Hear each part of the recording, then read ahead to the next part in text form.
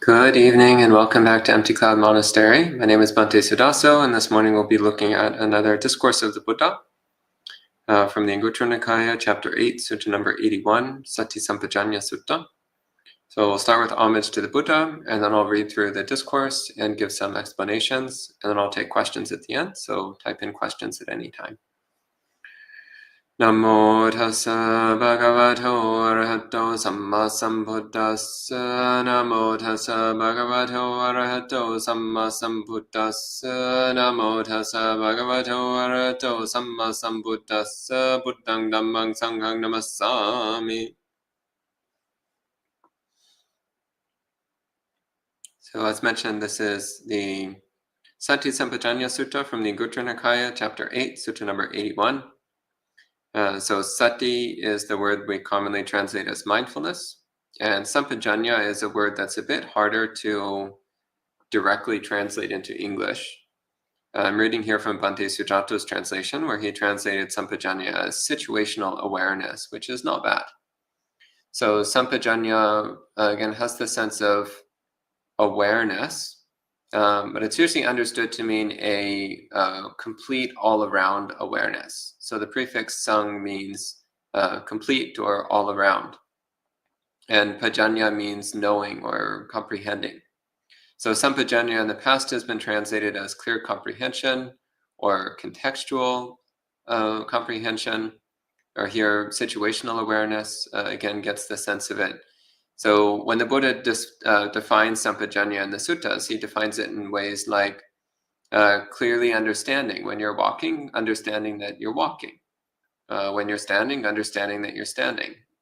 When you're eating or drinking or using the toilet or whatever, clearly understanding that you're eating or drinking or using the toilet. So this thing of being fully aware of the entire context of your experience. So not just this kind of pinpoint focus on only one little bit of your experience, but having a full all-around understanding of your experience, a full all-around comprehensive awareness. So comprehensive awareness would be another way that one could translate sampajañña. So I'll start reading through the discourse. So the Buddha begins. He says, monks, when there is no mindfulness and comprehensive awareness, so when there's no sati and sampajañña, one who lacks mindfulness and comprehensive awareness has destroyed a vital condition for conscience and consideration. So conscience and consideration is hiri and ottappa. So these two words together basically match the English term conscience. So both of them have the sense of knowing when something is harmful, something is unwholesome and evil, and the impulse to avoid doing that which is evil. So hiri and ottappa, they actually have almost identical meanings, and the suttas don't clearly differentiate between the two. But where a differentiation does seem to be made is that hiri is a bit more about not wanting to do evil because you know it will harm yourself. And ottappa is about not wanting to do evil because you know it will harm others. So hiri and ottappa then together have the sense of avoiding, the impulse to avoid doing anything that might harm you or others. So again, it matches very closely to the English word conscience. Conscience in the sense of knowing right and wrong, and the impulse to avoid doing what's wrong. And the Buddha says, next he says, when there is no conscience and consideration, one has destroyed a vital condition for sense restraint. So now we come to the concept of sense restraint, which in Pali is indriya samvara, which is defined a few different ways in the suttas, but the most common way is the Buddha says, when any kind of sensation is happening, so seeing, hearing, smelling, tasting, touching, or thinking, when any kind of sensation is happening, one should not fixate on the details and characteristics which might give rise to defilements in the mind, which might lead to desire and aversion invading the mind. So sense restraint doesn't mean that we ignore our sensations, but rather it means that if there's something in our sensations which might provoke our defilements, then we want to make sure that we don't fixate on that. We want to make sure that we don't focus our attention on something that's going to inflame our defilements. So this is the main function of sense restraint. Sense restraint is about being aware of how directing our attention can either increase or decrease our defilements. And sense restraint then is using our attention in a way that decreases our defilements and does not increase them.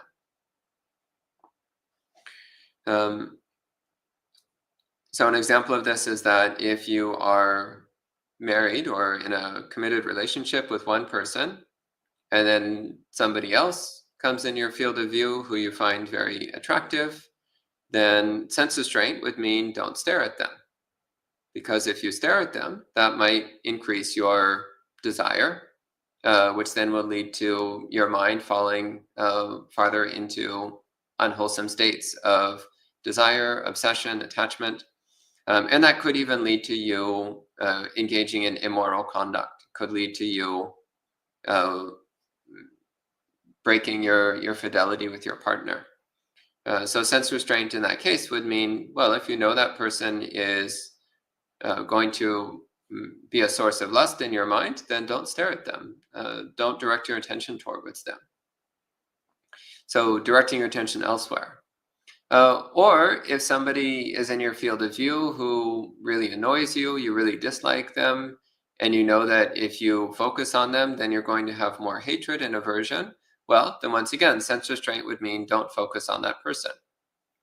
This doesn't mean you should ignore their existence, but it does mean that you should be careful not to direct your attention in a way that will increase your defilements. And so then the next line, the Buddha says, when there is no sense restraint, one has destroyed a vital condition for morality. So as in the example I just gave, if one is not careful about controlling one's sensory awareness in such a way that one's defilements are affected. So again, staring at the person that you find attractive might then lead to you doing something immoral, like breaking your fidelity with your partner. Or staring at someone that you really hate, it might inflame your aversion, your hatred, to the point where you use harsh speech, or even engage in inappropriate actions, violent actions.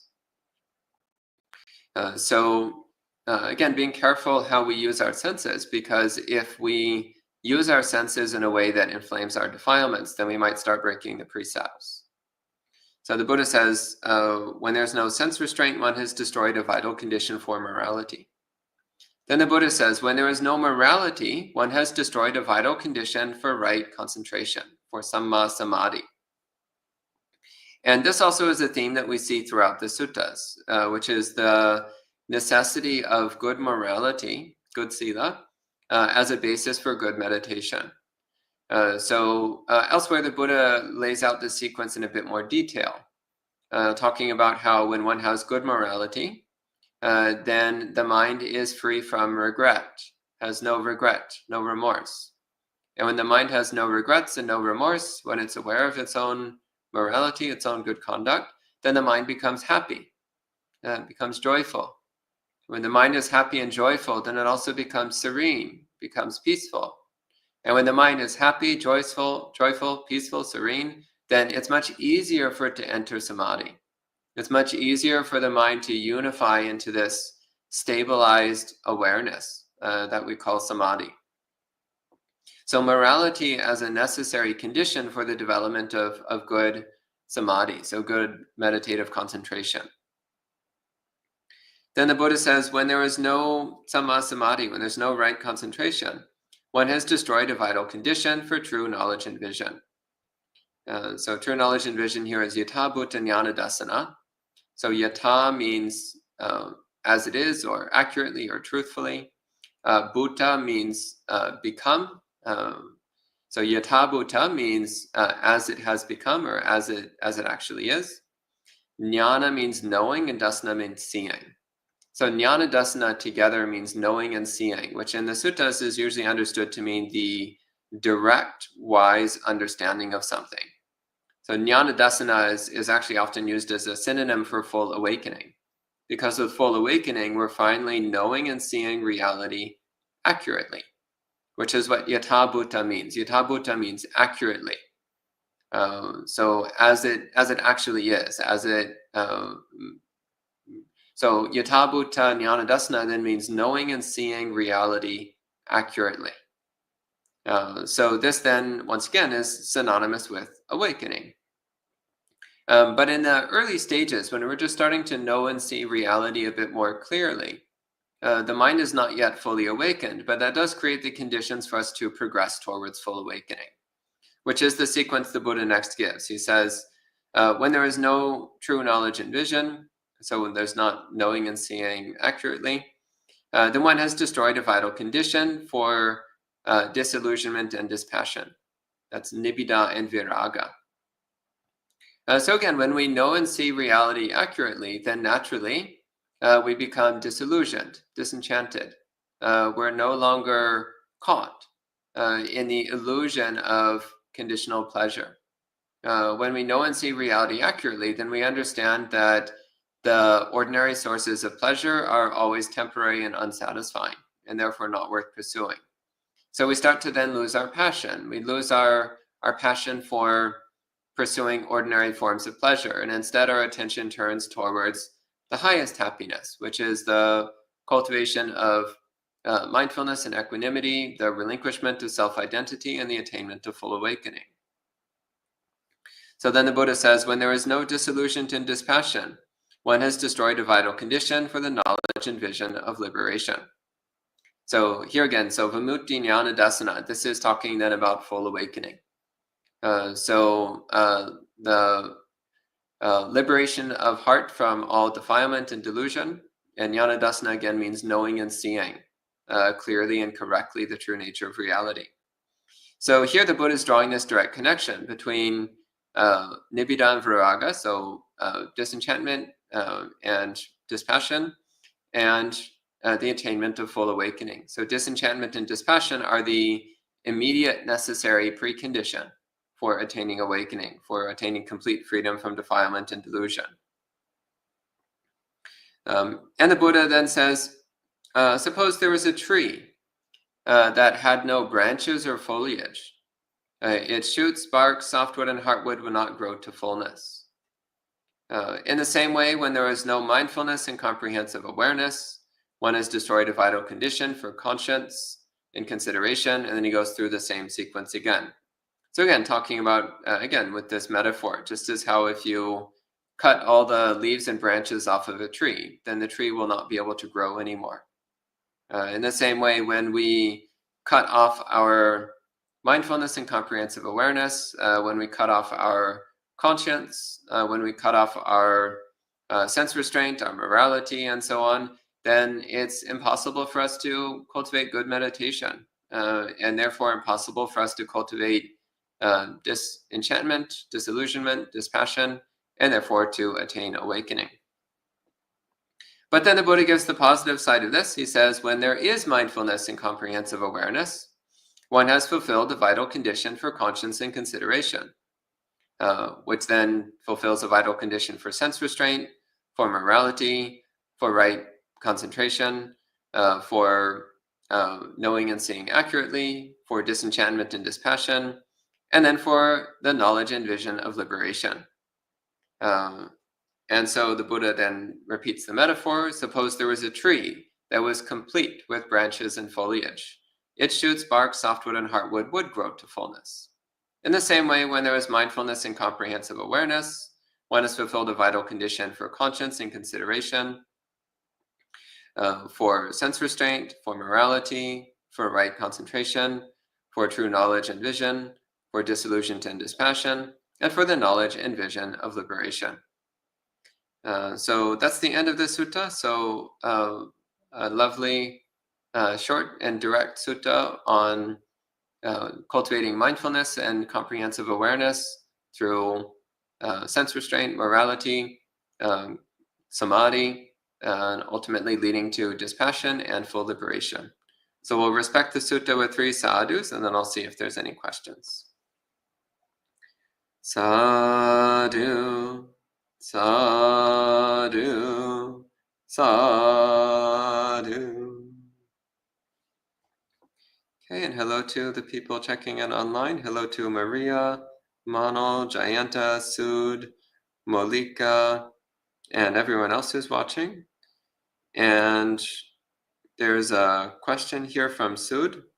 Sud says, how should one increase one's power of mindfulness? I made an adhitthana to take 5 minutes of my time every hour while awake to center myself and focus on the breath. Do you think something like this would work? Yeah, that's actually a really great practice. So doing even just a couple minutes of mindfulness practice every hour as you go throughout your day, that's a good way to keep bringing yourself back to the establishment of mindfulness and comprehensive awareness. And ideally, then you want to extend that throughout all of your activities. So again, in the Buddhist description of Sampajañña, he says one should be completely aware while walking, standing, sitting, lying down, while eating and drinking, chewing and swallowing, while urinating and defecating, while speaking and being silent. Basically, in all activities, we want to have a thorough and full awareness of body and mind, as well as our environment, our surroundings. So taking a few minutes every hour to stop whatever you're doing and practice mindfulness of the body and sensory awareness, that's a really good way of building up that faculty within your mind. So yes, that is a good practice. And that's the only question. So we'll go ahead and conclude at this time, and we'll see you this evening for another sutta study session. So we'll see you next time.